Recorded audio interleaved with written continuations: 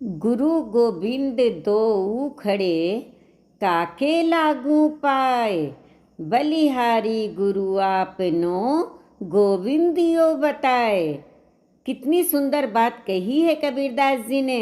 कबीरदास जी कहते हैं गुरु और गोविंद दोनों एक साथ खड़े हैं, तो पहले किसके चरण स्पर्श करने चाहिए? कबीरदास जी कहते हैं पहले गुरु को प्रणाम करना चाहिए, क्योंकि उनके माध्यम से ही हम ईश्वर तक पहुंच सकते हैं। पोथी पढ़ी पढ़ी जग मुआ, पंडित भया न कोय। 2.5 अक्षर प्रेम का, पढ़े सो पंडित होय। बड़ी बड़ी पुस्तकें पढ़कर संसार में कितने ही लोग मृत्यु के द्वार पहुंच गए, पर कोई भी विद्वान न हो सके। कबीर मानते हैं कि यदि कोई प्रेम या प्यार के केवल 2.5 अक्षर ही अच्छी तरह पढ़ ले, अर्थात प्यार का वास्तविक रूप पहचान ले, तो वही सच्चा ज्ञानी होगा। माला फेरत जुग भया, फिरा न मन का फेर। कर का मन का डार दे, मन का फेर।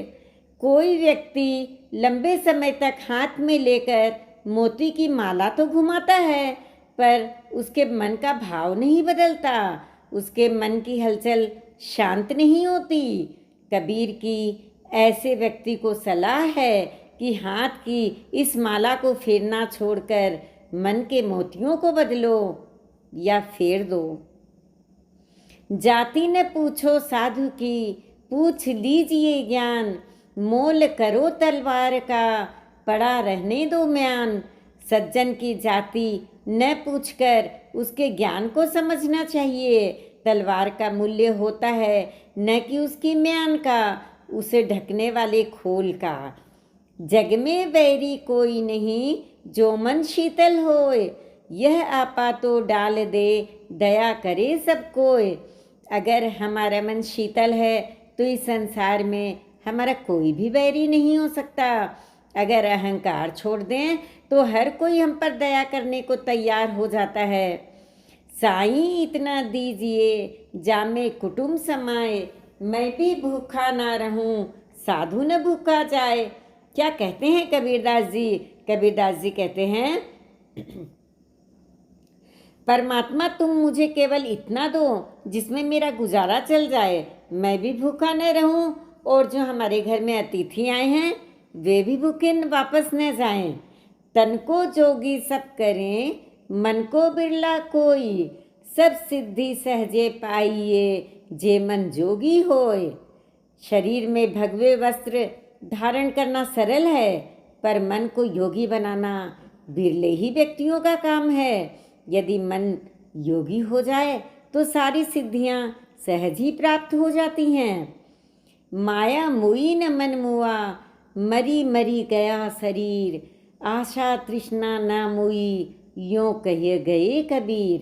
कबीर जी कहते हैं कि संसार में रहते हुए न माया मरती है न मन। शरीर न जाने कितनी बार मर चुका, पर मनुष्य की आशा और तृष्णा कभी नहीं मरती। कबीर ऐसा कई बार कह चुके हैं। जब मैं था तब हरि नहीं, अब हरि है मैं नहीं। सब अंधियारा मिट गया, दीपक देखा माही।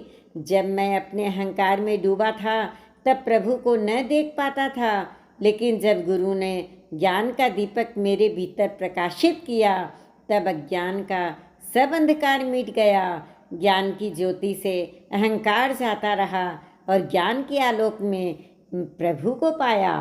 बड़ा हुआ तो क्या हुआ, जैसे पेड़ खजूर। पंथी को छाया नहीं, फल लागे अति दूर। क्या कहते हैं कबीरदास जी? कबीरदास जी कहते हैं खजूर के पेड़ के समान बड़ा होने से क्या लाभ, जो न ठीक से किसी को छाया दे पाता है और न ही उसके फल भी किसी को आराम से ही मिल पाते।